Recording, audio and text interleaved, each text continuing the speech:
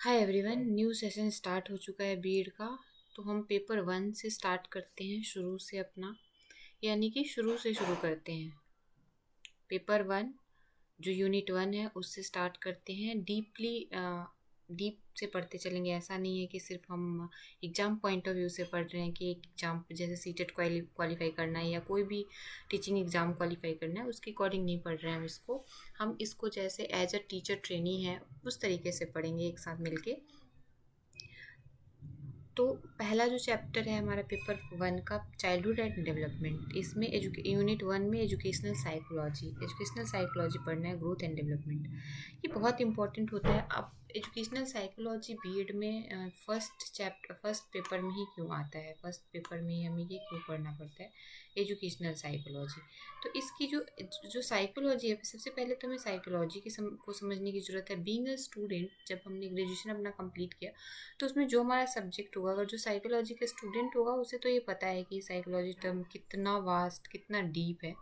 जो normal student है, जिन्होंने बीएससी बीए वगैरह नॉर्मल आर्ट साइंस या कोई अदर स्ट्रीम से करके आया है, उनके लिए साइकोलॉजी समझना ही अपने आप में एक बॉर्डर टर्म है। साइकोलॉजी एक डिफ़िकल्ट टर्म है।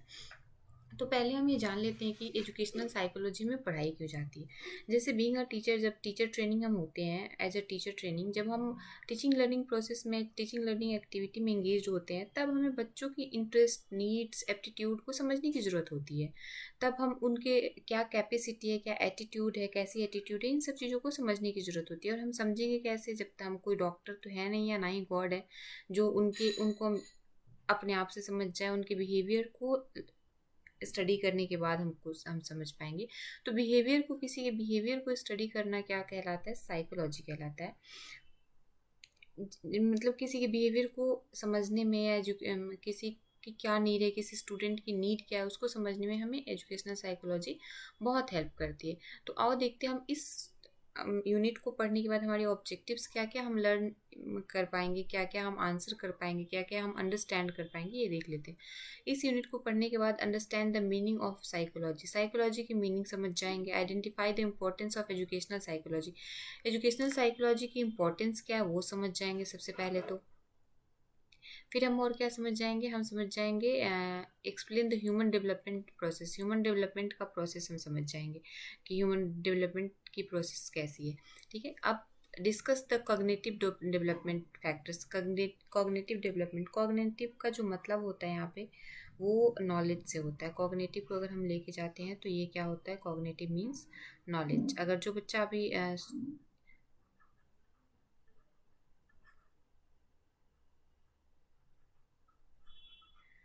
कॉग्निटिव का मतलब नॉलेज से है, या संज्ञानात्मक, हिंदी में आप कह सकते हो संज्ञान से मतलब है।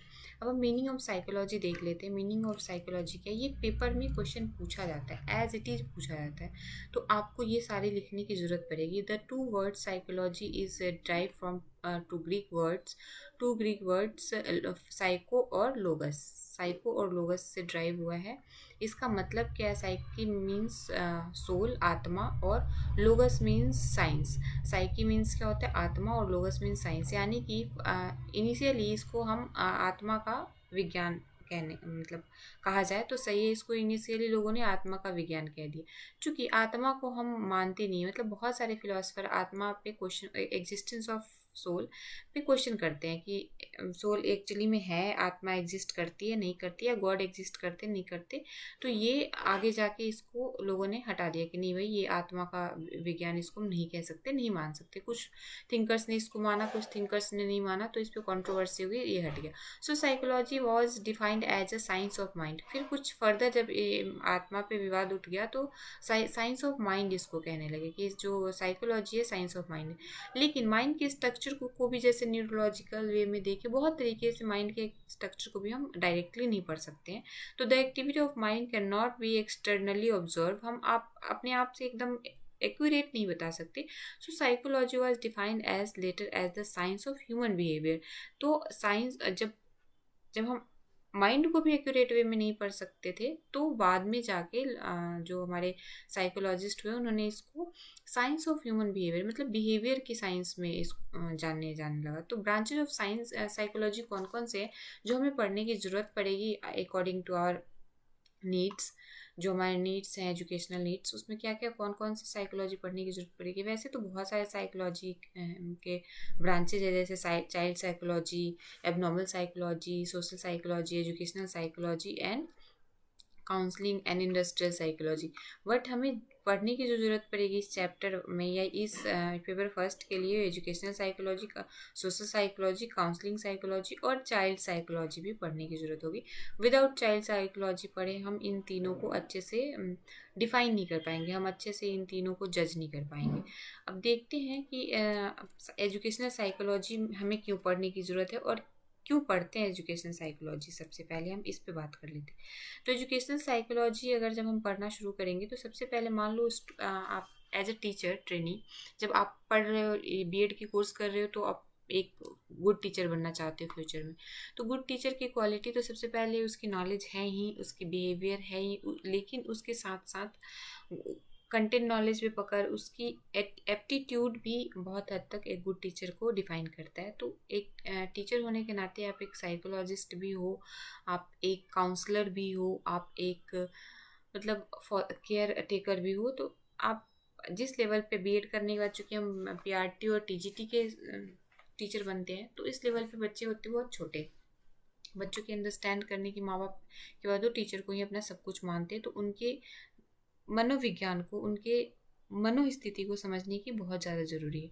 Who are to educate, to be educated, आप किसको पढ़ाने जा रहे हो। इस एजुकेशनल साइकोलॉजी हमें ये इन चीज़ों का आंसर देने में हेल्प करता है। जो इतने सारे जो चीज़ें, इन चीज़ों का आंसर देने में हेल्प करता है। Who are to be educated, why should one be educated, where should to education be given.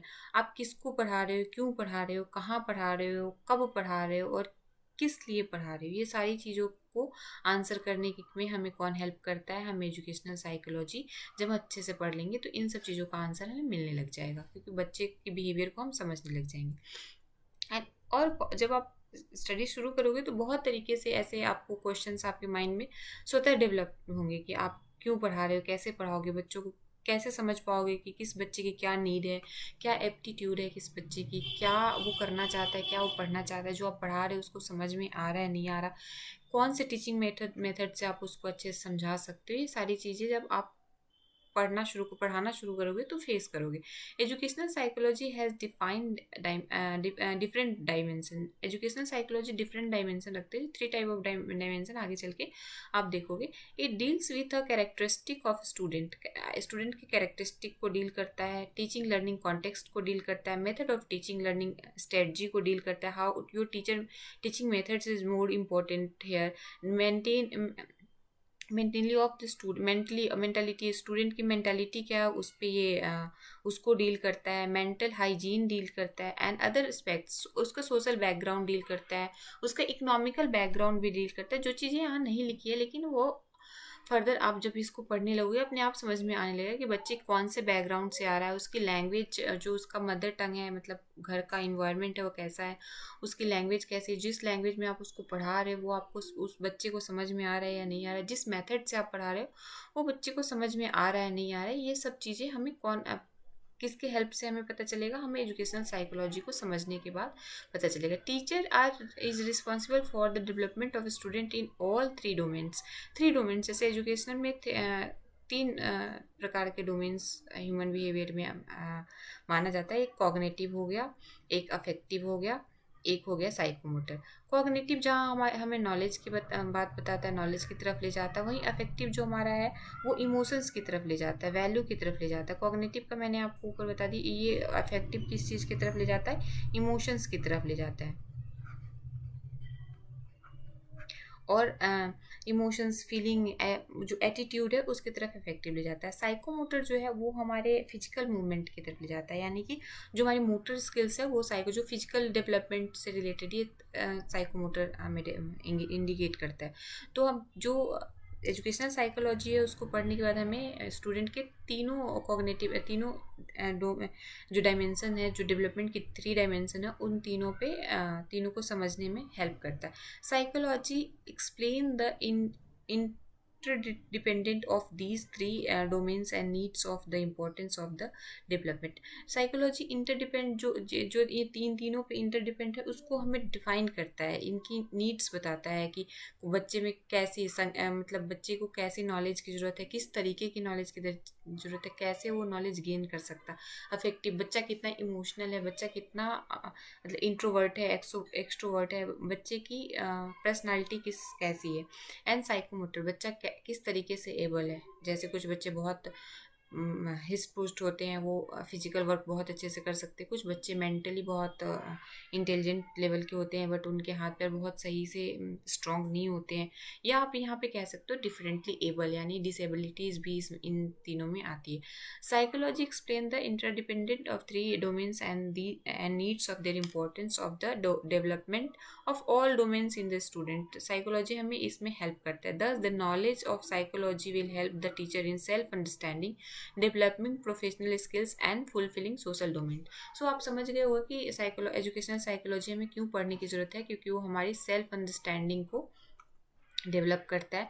As a teacher आपकी सेल्फ अंडरस्टैंडिंग डेवलप होती है, आप बच्चों को अच्छे तरीके से समझ सकते हो, आपके प्रोफेशनल स्किल्स भी शार्पन होती है, एंड आपकी जो सोशल डिमांड है, जो आपके स्टूडेंट की डिमांड है, उसको भी ये फुलफ़िल करता है। तो होप कि ये बहुत ही छोटी वीडियो आपको पसंद आएगी और आपके नॉलेज को फुलफ़िल करने में हेल्पफुल रहेगा। अगर मेरी एफर्ट्स आपको अच्छी लगे तो प्लीज़ मेरे चैनल को लाइक एंड सब्सक्राइब करिए। ऐसे ही हम छोटे छोटे वीडियोज़ और बहुत ही कंसाइज और डीप नॉलेज लेके आते रहेंगे बीएड के सारे यूनिट वाइज हर चैप्टर को। अगर आप चाहो तो इससे भी नोट्स बना सकते हो। ये मेरे खुद के नोट्स हैं जो मैंने अपने बीएड के टाइम में इसको करा था, इसी को मैंने यहाँ पे टाइपिंग फॉर्म में, जैसे वो कॉपी में था ये टाइपिंग फॉर्म में मैं लेके आ गई हूँ। तो आप इससे भी अपनी स्टडी को बूस्टअप कर सकते हो, इससे आप अपनी नोट्स बना सकते हो। ये उन स्टूडेंट के लिए जो बहुत ही बिगनर है, जिन्होंने बीएड फर्स्ट ईयर में भी ही एडमिशन लिया है और बीएड फर्स्ट ईयर में है अभी वो, और वो किसी भी यूनिवर्सिटी से, चाहे वो जम्मू से कर रहे हो या वो एमडीयू से कर रहे हो, सीसीएस से कर रहे हो, जिस भी यूनिवर्सिटी से कर रहे हो उनके लिए हेल्पफुल होगा। और आपको और किस तरीके की नोट्स चाहिए वो भी आप कमेंट्स में बता सकते हो। तब तक के लिए थैंक यू। होप आप लोगों को ये बहुत पसंद आएगा। Enjoy your day.